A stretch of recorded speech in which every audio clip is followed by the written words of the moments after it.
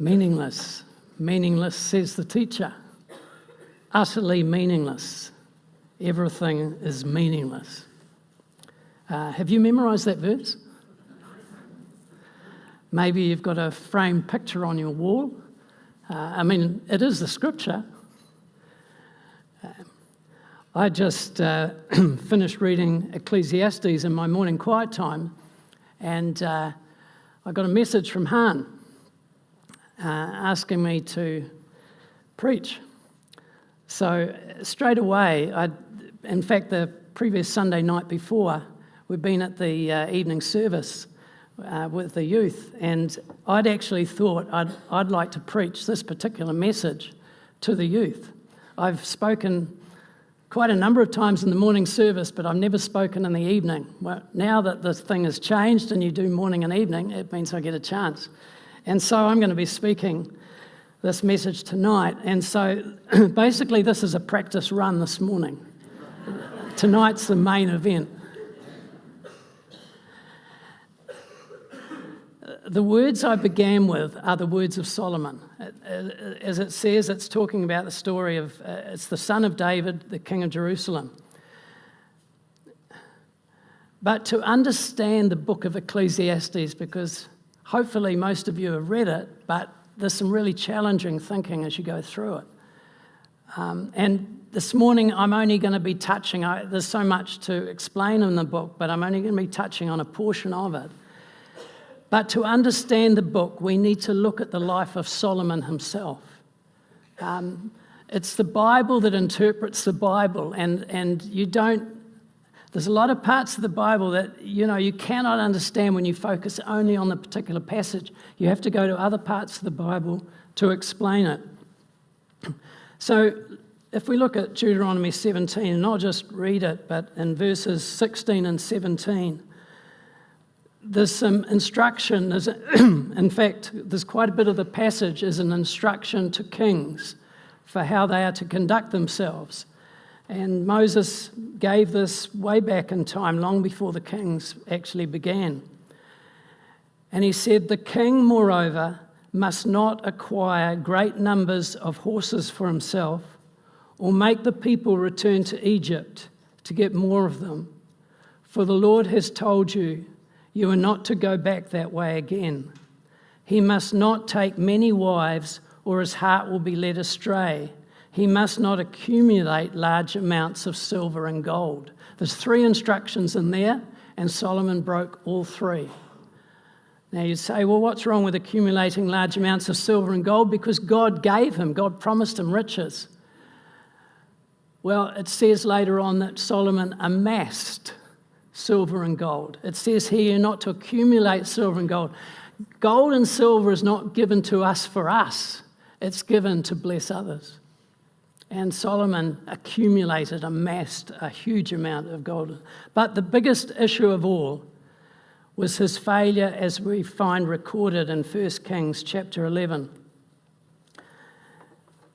And we are told in verse 4 of 1 Kings chapter 11, "As Solomon grew old, his wives turned his heart after other gods, and his heart was not fully devoted to the Lord his God, as the heart of David his father had been. He followed Ashtaroth, the goddess of the Sidonians, and Moloch, the detestable god of the Ammonites. So Solomon did evil in the eyes of the Lord. He did not follow the Lord completely, as David his father had done." Verse 9, "The Lord became angry with Solomon because his heart had turned away from the Lord, the God of Israel, who had appeared to him twice. Although he had forbidden Solomon to follow other gods, Solomon did not keep the Lord's command."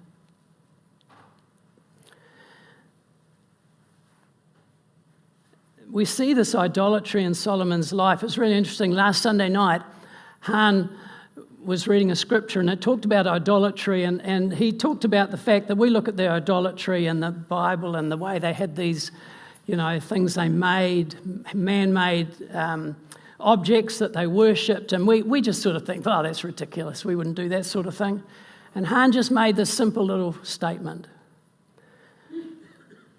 He said, Idols are anything that take first place before God.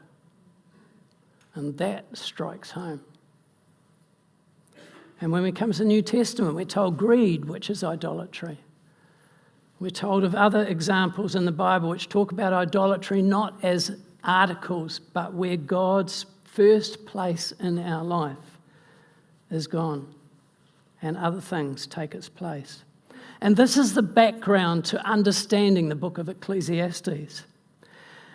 Basically, it's a record from a backslidden man who was given amazing wisdom, a man with incredible insight, but with an empty heart. Now, 2 Timothy 3:16, familiar passage, all scripture is inspired by God and is profitable for teaching, rebuking, correcting, and training in righteousness. All scripture is inspired by God. That means Ecclesiastes is inspired by God. And Ecclesiastes is a book given to us by God so that we can learn important lessons. Truth from a unique perspective of Solomon's life and wisdom. So we're learning through this backslidden man writing with incredible wisdom and insight, and yet in many ways a fool. It's this strange mix, and it's something that's been repeated many times through the scripture and through history. Brilliance in a person whose heart is far from God. Now, we are shown Solomon's conclusion, which I read today. The word meaningless appears 28 times in Ecclesiastes. And there's another phrase you've heard, chasing the wind. Well, that's only found in Ecclesiastes, nowhere else in the scripture. And it's reflecting Solomon's how he sees life. It's meaningless. It's chasing the wind. And we're shown this not to agree with it, but to see that it is the inevitable reality of the pathway he chose. When idols usurp the place of God, you will end up with the same conclusion that Solomon came to. Now, these may be Solomon's words, but at the same time, God is speaking, teaching us, rebuking us, correcting us, and training us in righteousness through this book. And there are two lessons that I want to draw out. So let's turn to Ecclesiastes chapter 2, and I think we'll be getting it on the screen as well.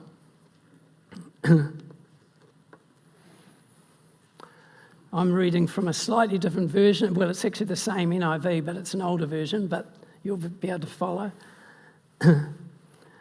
Ecclesiastes chapter 2, verse 1. I thought in my heart, come now, I will test you with pleasure to find out what is good. But that also proved to be meaningless. Laughter, I said, is foolish, and what does pleasure accomplish? So here's Solomon seeking to find out what is good, perhaps more what brings satisfaction in life. So here we have pleasure. And then he goes on, I tried cheering myself with wine. Oh, there's another common way where humans seek to fulfill their lives. And embracing folly. My mind still guiding me with wisdom. I wanted to see what was worthwhile for men to do under heaven during the few days of their lives. You see this searching in Solomon's heart. In verse 4, I undertook great projects. I built houses for myself and planted vineyards. I made gardens and parks and planted all kinds of fruit trees in them. I made reservoirs to water groves of flourishing trees. I brought male and female slaves and had other slaves who were born in my house. I also owned more herds and flocks than anyone in Jerusalem before me. So you have this man getting into building palaces and great projects. And You know, he had the wealth, he had the ability to just really put what was in his mind and heart into building, into reality and acquiring, building gardens. I mean, we like watching the Tour de France. And in the Tour de France, a lot of times the cameras focus in on chateaus and then the incredible gardens and hedges and plantings and amazingly sculptured things. People have put a huge amount of effort in to make these incredible buildings and gardens and forests. It's just amazing. Great projects. You often hear today a phrase I never used to hear, but is commonly said when people, you know, you watch Grand Designs or something like that, and people saying, we're going to build our forever home. The most foolish statement that anyone could ever say. We're going to build our forever home. Well, that's really a small example of what Solomon was sort of doing. Then in verse 8 it says, I amassed silver. See, I amassed, I accumulated. That was commanded not to be done. I amassed silver and gold for myself and the treasure of kings and provinces. I acquired men and women singers. So there was music was a big part of his life. With David, music was an incredibly big part of David's life. And his son obviously had acquired some of that same desire for music. So he acquired men and women singers and a harem as well. So he was into women. And we know quite a bit about that with Solomon. The delights of the heart of a man. Verse 9, I became greater by far than anyone in Jerusalem before me. In all this, my wisdom stayed with me. He became fame, greatness was something that Solomon gained. In a summary, in verse 10, I denied myself nothing my eyes desired. I refused my heart no pleasure. My heart took delight in all my work, and this was the reward for all my labour.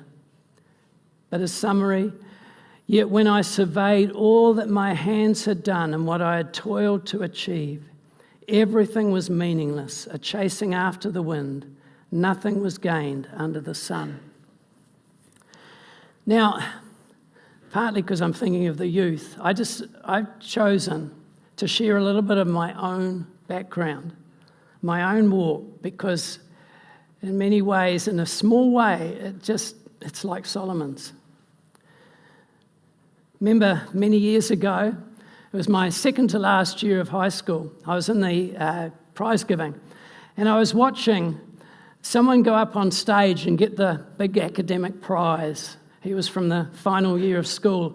And as that guy walked across and got that great academic prize, which I thought was, in my heart I thought, I want that. I want that. 1 year later, I got it. And I walked across the stage to receive this prize. And in my heart, I was so empty. As I went to get that prize, it meant nothing to me. I mean, that's just the way I felt. I thought, this is nothing that I'm getting. It meant nothing to me. I think I was thinking of, I'd like to be up in front of everyone getting this, what's the name, empty. And of course, like many, drink was the way that you go in those days, in my age. And my first year of university, I remember one time I went up to the local pub, just the one where all the students went, and the way I indulged myself that night, I ended up having to be, people who knew me carried me across the road and dumped me in the bus stop because I was completely out to it. And because I was 3 years under the allowable age, they knew that it was a bit dangerous if I stayed there in case the cops came. And I remember even there as I was lying on that bench, and I mean, when you're drunk, you're drunk. But strangely, there was this tiny wee bit of sanity deep in my heart. It wasn't here so much, I was just aware, what a stupid idiot I am. Why am I doing this? What am I gaining? And then Yeah, I suppose pretty typical. I had one girlfriend after another.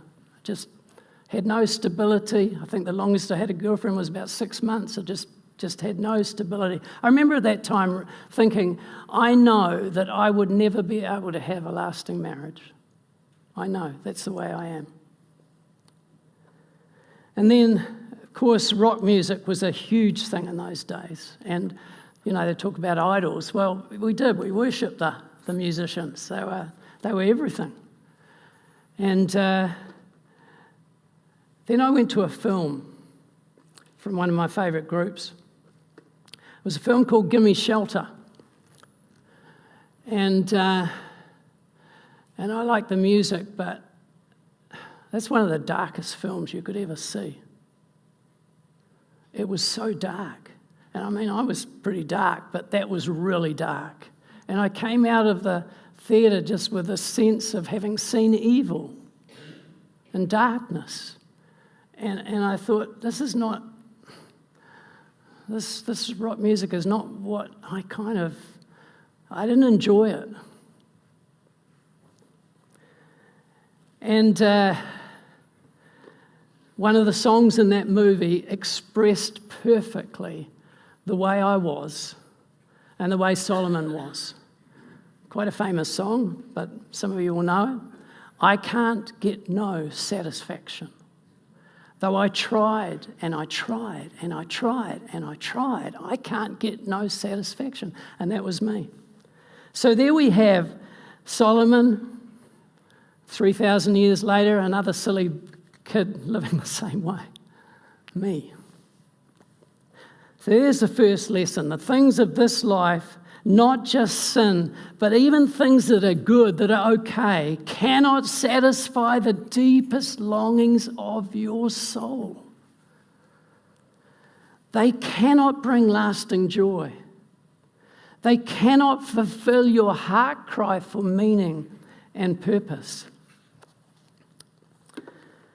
So then we come to the next lesson, which is continuing in that same chapter in Ecclesiastes chapter 2, verse 12. Ecclesiastes 2:12. Then I turn my thoughts to consider wisdom and also madness and folly. What more can the king's successor do than what has already been done? I see that wisdom is better than folly, just as light is better than darkness. The wise man has eyes in his head while the fool walks in the darkness. But I came to realize that the same fate overtakes them both. Then I thought in my heart, the fate of the fool will overtake me also. What then do I gain by being wise? I said in my heart, this too is meaningless. For the wise man, like the fool, will not be long remembered. In days to come, both will be forgotten. Like the fool, the wise man too must die. And death and the end of life is a major theme in the book of Ecclesiastes. It's kind of a basic 101 lesson. We're going to die.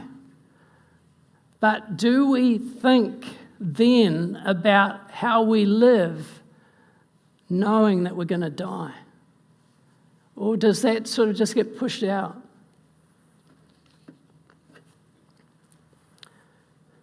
This was another thing in my life. In the last 2 years before I became a Christian, I was confronted by death and beyond. In my last year at high school, the girlfriend I had at the time, I'd only been going with her a few weeks, and I was there when her little sister saw her dad on the other side of the road and kind of just wrenched her hand out of her brother's hand and ran across the road.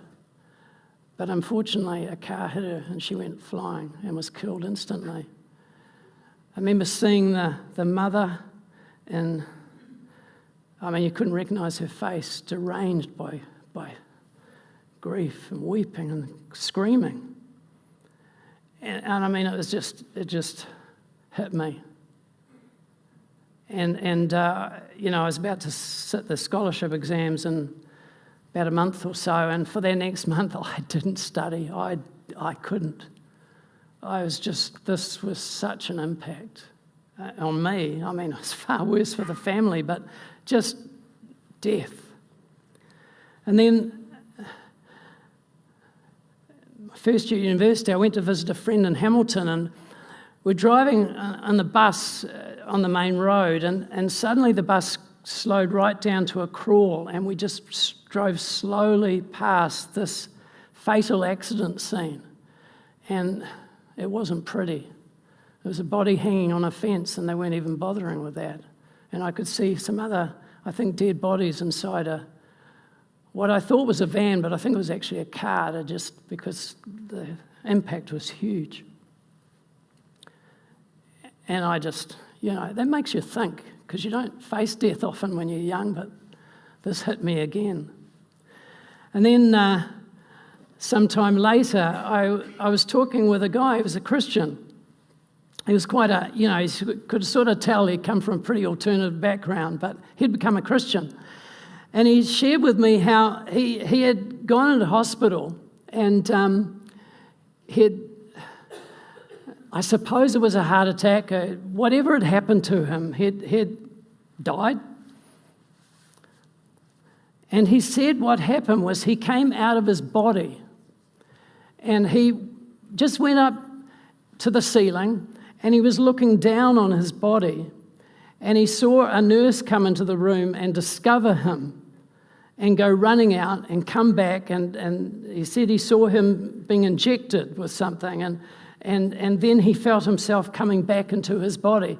And once he got out of hospital, he immediately, strangely, became a Christian, because he had experienced that there was a reality. He didn't see a lot, but he experienced that there was something real outside of just the known.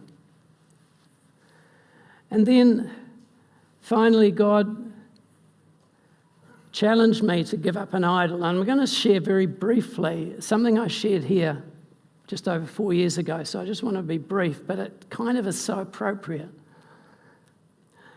I was reading the Bible, and non-Christians read the Bible.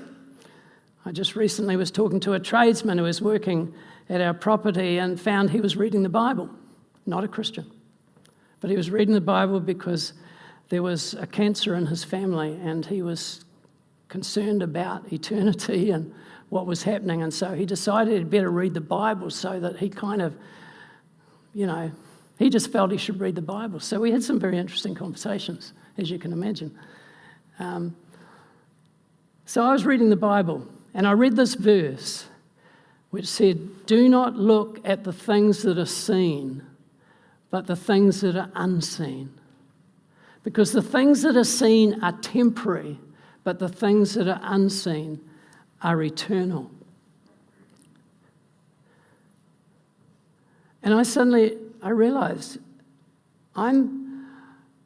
this idol I can see, and I'm holding on to it. And in holding on to it, I'm saying no to what's important, to eternity. I'm saying no to God, and I'm saying no to whatever God has that is good for me. In fact, I'm choosing the opposite.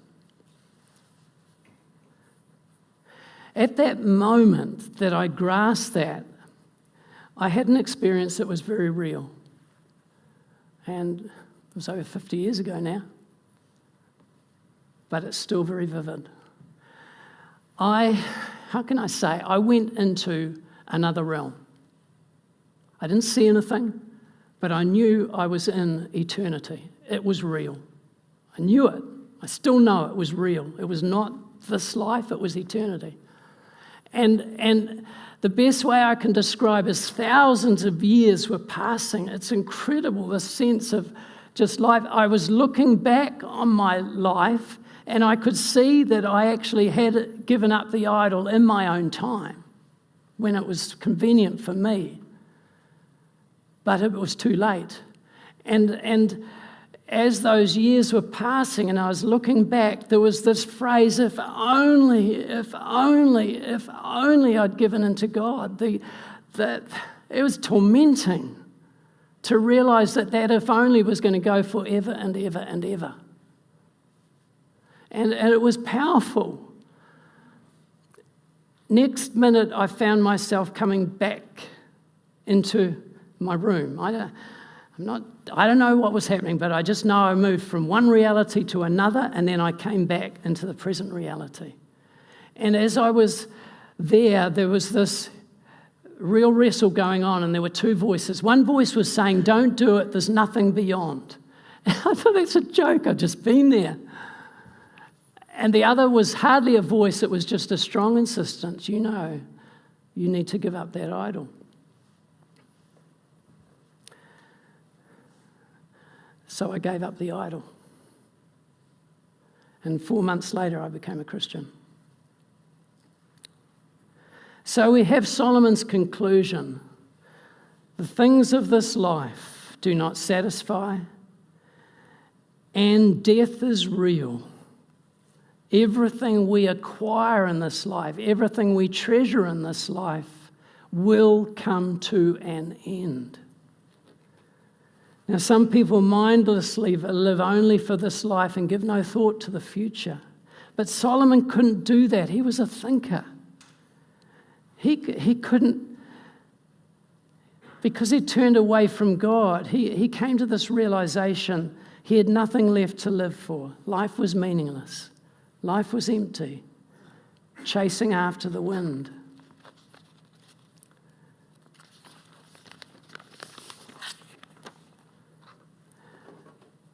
The sad record of the Old Testament is that Solomon's story is repeated again and again and again.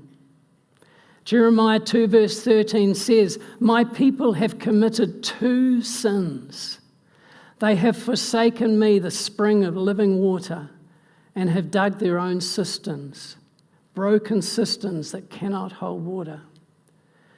And Solomon's life is a warning to us all.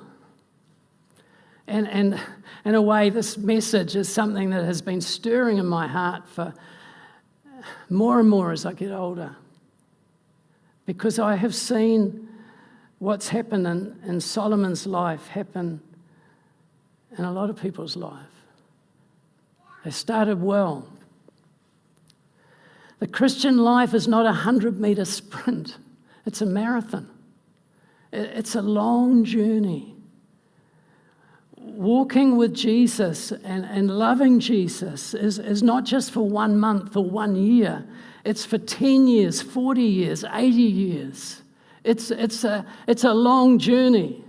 And the song, "Through many dangers, toils and snares we have already come," that's kind of talking about this journey. There's a lot of challenging things in the Christian life. And with the passing of the years, our convictions can lose their edge. Our enthusiasm and commitment can sort of weaken. And we can drift in our relationship with God, and God can drop in our priorities. Now, what did Han tell us last week that happens when God drops in our priorities? Idols take his place. And that's really a challenge to us. And the idols are not necessarily what we call sins. They may be people. They may be careers. They may be just having more, money, having stuff. Maybe even travel can be an idol. Now, this happens not just because of the passing of time, but something else that happens. And you look at someone like Moses, and maybe you look at Moses and think, well, he was different, he was special. But there's some interesting thing in Hebrews. It says, "By faith Moses, when he had grown up, refused to be known as the son of Pharaoh's daughter." Okay, he had a pretty unusual beginning, that's true. He was brought up in a palace. He chose to be mistreated along with the people of God rather than to enjoy the pleasures of sin for a short time. He regarded disgrace for the sake of Christ as of greater value than the treasures of Egypt because he was looking ahead to his reward. By faith, he left Egypt, not fearing the king's anger. He persevered because he saw him who is invisible. Up until this point, up until the time of the burning bush, he had lived 80 years. And this verse here is only covering that first 80 years. And it says he persevered because he saw him as invisible. So we don't have a record of Moses having any major miracles or supernatural things happening in his life, not till the burning bush. But he faithfully followed God. He persevered through leaving wealth and just living in the desert, living a life, not with anything particularly special happening to him, but he persevered because he saw him who is invisible.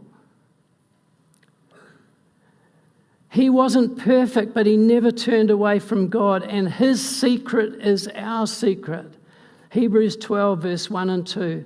Therefore, since we are surrounded by such a great cloud of witnesses, let us throw off everything that hinders and the sin that so easily entangles, and let us run with perseverance the race marked out for us.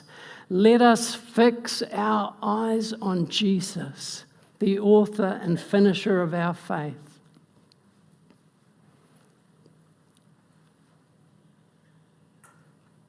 You know, question, do you deep down,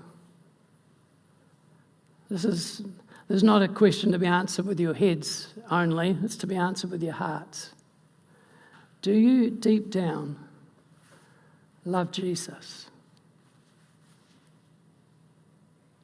Do you still value him before everything else? Do you still realize he is the only one you can trust for all of life and all of eternity? He is the only one that you have for all of life and all of eternity. That's the reality.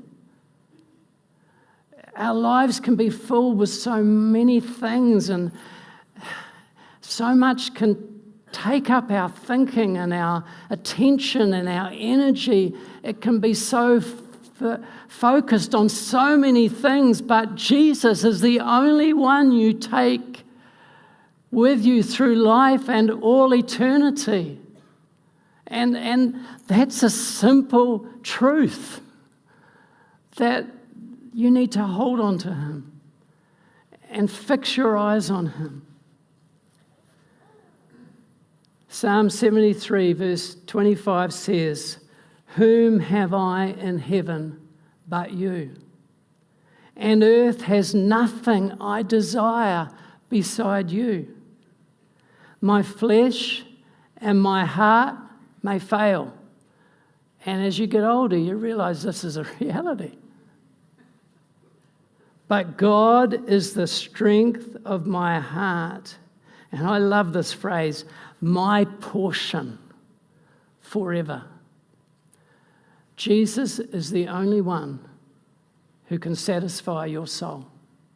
If you are not satisfied inside, and I know there are times when you are challenged, when God seems far away, but I think for even so, there is a satisfaction that we have in Jesus that you will not find anywhere else. I can't get no satisfaction, though I tried and I tried and I tried, as the reality of the human life without Jesus. Now the musicians are going to come, and I decided this morning I wouldn't pray at the end of the service, so hopefully the musicians are coming.